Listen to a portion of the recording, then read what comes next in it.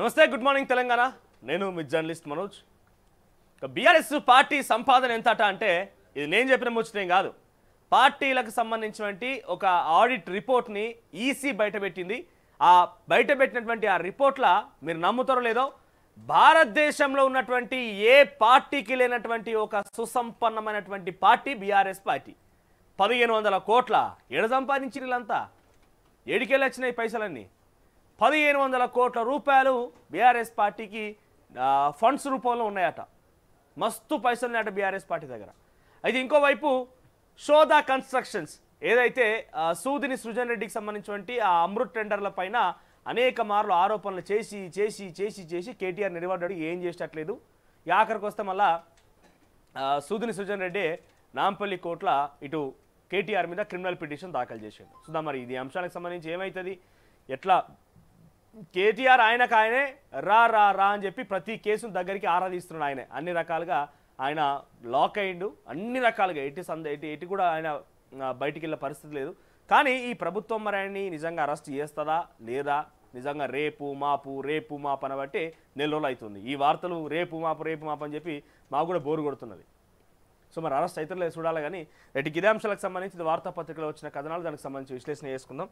So ముందుగా తొలి వెలుగు విషయానికి వస్తే, రైట్, తొలి వెలుగులో బీఆర్ఎస్ పార్టీల మస్తు పైసలు ఉన్నాయి. బీఆర్ఎస్ పార్టీకి మస్తు పైసలు ఉన్నాయి. ఎవరు చెప్పారు ఈ మాట? పార్టీల ఆడిట్ రిపోర్ట్ వెల్లడించిన ఎలక్షన్ కమిషన్ ఇచ్చినటువంటి ఆ రిపోర్ట్లో బీఆర్ఎస్ పార్టీ దగ్గర మస్తు పొట్టు పైసలు ఉన్నాయని చెప్పారు. రైట్, రెడీగా కొడంగల్ ఫార్మాసిటీ రద్దు అనే ఒక మాట హైలైట్గా ఉన్నది తొలి వెలుగు పేపర్లో. అది ఫార్మాసిటీ కాదు, ఇండస్ట్రియల్ కారిడార్. ఎమ్మెల్యేగా నియోజకవర్గ అభివృద్ధి నా బాధ్యత. నా సొంత ప్రజలను నేనెందుకు ఇబ్బంది పెడతా? యువత మహిళలకు ఉపాధి కల్పించడమే నా ఉద్దేశం. భూసేకరణ పరిహారం పెంపును సైతం పరిశీలిస్తా అన్న సీఎం రేవంత్ రెడ్డి. ఇక కేటీఆర్ పై క్రిమినల్ పిటిషన్. అమృత్ టెండర్ల పైన తప్పుడు ఆరోపణల విషయంలో సూదిని సృజన్ రెడ్డి నాంపల్లి స్పెషల్ కోర్టులో ఆశ్రయించిన సూదిని సృజన్ రెడ్డి. ఆ తర్వాత నేచర్ ఫ్రెండ్లీ పేరిట భారీ స్కామ్. సస్టైన్ కార్ట్ అని చెప్పి మొత్తం న్యాచురల్ ఫుడ్ ఉంటుంది, న్యాచురల్ ఐటమ్స్ ఉంటాయని చెప్పి ఒక్కొక్కరు పొట్టు పెట్టుబడులు పెట్టించి సుమారుగా 10-20 కోట్ల రూపాయలు బోర్డు తిప్పేయండట. ఆయన పేరు కాంతిద్దల్ అట. ఇలాంటి సెలబ్రిటీలు అందరూ వాడుకున్నాడు, ప్రతి సెలబ్రిటీని వదిలిపెట్టకుండా వాడుకున్నాడు. ఇన్ఫ్యాక్ట్ కాజల్, సమంత, కీర్తి సురేష్ కూడా పెట్టుబడి పెట్టిరట కంపెనీలో. ఇక ఈనాడు విషయానికి వస్తే, భాజపా కూటమి మహాసునామి. జార్ఖండ్లో సత్తా చాటిన ఇండియా.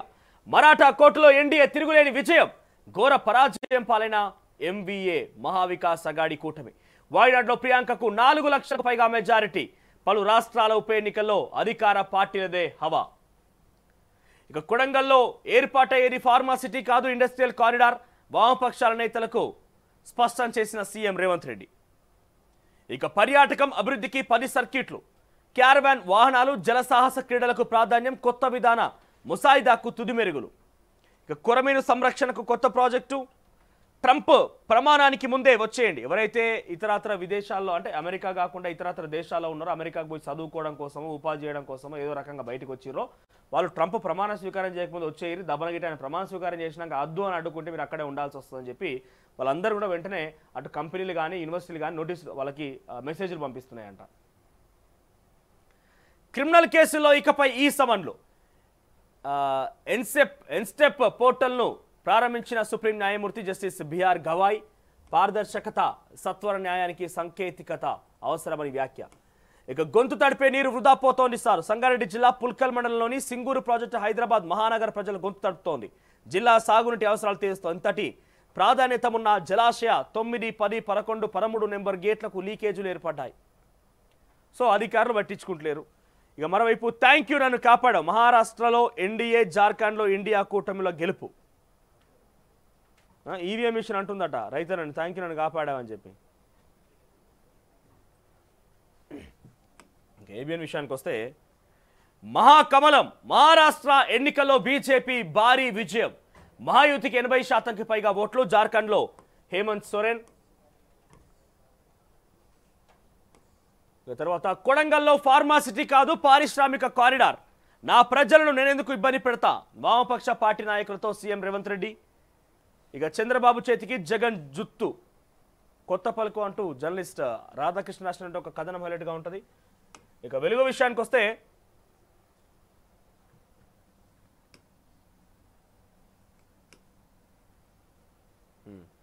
వాయ్నాడ్ ప్రియాంకదే తొలి అడుగులోనే 4 లక్షల భారీ మెజారిటీ. ఇక మహారాష్ట్రలో కమలం, జార్ఖండ్లో జేఎంఎం అధికార పార్టీలకే మళ్లీ పట్టం. మహాపూర్లో 235 సీట్లు మహాయుతి కూటమివే. అందులో బీజేపీకే 132 స్థానాలు, 90% స్ట్రైక్ రేట్తో రికార్డు సృష్టించింది బీజేపీ. ఇక ఫడ్నవీస్కే సీఎం ఛాన్స్, 3 పార్టీల నేతలను కలిసి చర్చించుకొని ప్రకటిస్తాం, షిండే ఫడ్నవీస్ వెల్లడి. అభివృద్ధి స్థిరత్వానికి ఓటు వేశారన్న మోదీ, ఈ ఫలితాలు అనూహ్యమంటున్న కాంగ్రెస్ నేత రాహుల్ గాంధీ. భూమి కోసం తండ్రి శవం ముందే కొడుకుల కొట్లాట. యాదాద్రి జిల్లా సందర్శాపురంలో తండ్రి చనిపోయి 3 రోజులు అవుతున్న ఎకరం భూమి పంపకం పంచాయతీ తేలలేదని అంత్యక్రియలు చేయకుండా కొడుకులిద్దరు మొండికేశారు. పోలీసులు జోక్యం చేసుకోవడంతో పూర్తి చేశారట. తండ్రి శవాన్ని పెట్టుకొని కొట్లాడిరట. ఇక అత్యంత సంపన్నుడు ఎలన్ మస్క్ అంటూ ఒక వార్త హైలైట్గా ఉన్నది. కిషన్ రెడ్డి ఏమంటాడు? రాహుల్ మాటలను మహారాష్ట్ర ప్రజలు నమ్మలేదు అంటున్న కిషన్ రెడ్డి. తర్వాత నా ప్రజలు నేందుకు ఇబ్బంది పెడతా అంటూ వామపక్షాల నేతలతో ముఖ్యమంత్రి రేవంత్ రెడ్డి మాట్లాడిన సందర్భం. ఇక కేటీఆర్ పై క్రిమినల్ పిటిషన్.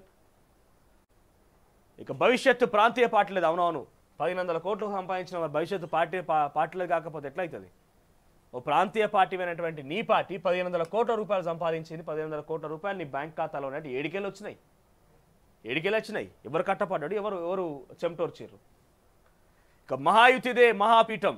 మహారాష్ట్రను ముంచిన తెలంగాణ గ్యారంటీలు. రేవంత్ ప్రచారం, కాంగ్రెస్ ఓటమి. ఇక రేవంత్ పాపాలను ప్రజలు లెక్కిస్తున్నారు. త్వరలోనే తగిన గుణపాఠం చెప్తారన్న కేటీఆర్. పెట్రోల్ పోసుకొని రైతు దంపతులు. ధాన్యం బాగాలేదని లారీని వెనక్కి తిప్పి పంపిన మిల్లర్. భార్యాభర్తల ఆత్మహత్య యత్నం. యాదాద్రి జిల్లా ఘటన. ధాన్యాన్ని మరో మిల్లర్ తరలించిన తహసీల్దార్. ఇక ప్రచార పాలనపై తిరగబడ్డ రైతులు.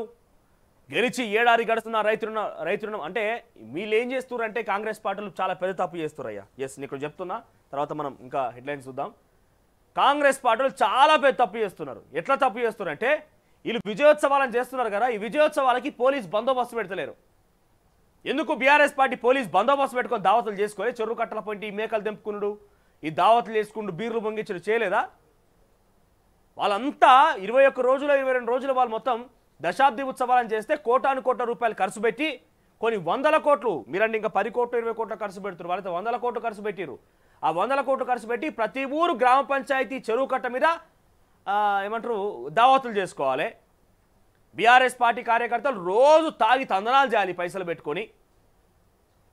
వాళ్ళేమో పోలీస్ బందోబస్తు ఉత్సవాలు చేసుకుంటే మీరు స్వేచ్ఛగా ఇట్లా పోతారా ప్రజలకి? మీరు చాలా తప్పు చేస్తున్నారు. వాళ్ళ లెక్క పోలీస్ బందోబస్తు కంచెలు పెట్టుకొని పోవాల్సిన బీఆర్ఎస్ పార్టీ వాళ్ళ లెక్క. అప్పుడు మీరు కూడా ఉత్సవాలు కరెక్ట్గా చేసుకుంటారు. ప్రజలు నేరుగిట్ల పోయి ఉత్సవాలు చేసుకుంటారు. మీరు చెరువు కట్టపడి దావత్ చేయొద్దా? మీరు మేకలు పోయొద్దా? పాపం బీఆర్ఎస్ వాళ్ళ లెక్క బీర్ల బాటిల్ పట్టుకొచ్చుకొని తాగద్దా? వీళ్ళంటే చెప్తే ఇంకా వీళ్ళకి నైతిక హక్కు ఉన్నదట బీఆర్ఎస్ పార్టీకి చెప్పడానికి. సిగ్గు అనిపించాల కొంచెమన్నా. ఇక యూనిఫామ్ ఉన్నదని రెచ్చిపోతారా? ప్రజలను భయాందోళనకు గురి చేస్తారా? పోలీసులు నిలదీసిన ఎన్హెచ్ఆర్సీ బృందం. ఇక ఫార్మా విలేజ్ కాదు పారిశ్రామిక కారిడార్. లగచర్ల దెబ్బకు మాట మార్చిన ముఖ్యమంత్రి రేవంత్. వామపక్ష నేతలతో ఇండస్ట్రియల్ కారిడార్ను వెల్లడి. గెజిట్లో మాత్రం ఫార్మా విలేజ్గా పేర్కొన్న ప్రభుత్వం. పేరేదైనా ప్రజల నుంచి భూముల సేకరణ మాత్రం తప్పదా? ఇక మంత్రి కనుసన్నల్లో బిగ్ భూదందా. రాయదుర్గంలో 99 ఎకరాల ప్రభుత్వ భూమికి ఎసరు. విలువ 10,000 కోట్ల పైనే. బిగ్ షాట్తో మాజీ ఎంపీ ఒప్పందం. అడ్వాన్స్గా 50 కోట్లు. భూముల కొనుగోలుకే ప్రత్యేక విమానంలో వచ్చిన బిగ్ షాట్. ఈ డీల్కు మధ్యవర్తిగా రాష్ట్రానికి చెందిన ఓ కీలక మంత్రి. భేటీలో పాల్గొన్న పల్నాడు ఎమ్మెల్యే, కోనసీమ మాజీ ఎమ్మెల్యేనట. టీవీ హెడ్లైన్స్గా ఉన్నాయి. అసలైన తొలి వెలుగు. ఫాలో వాట్సాప్ @తొలి వెలుగు official.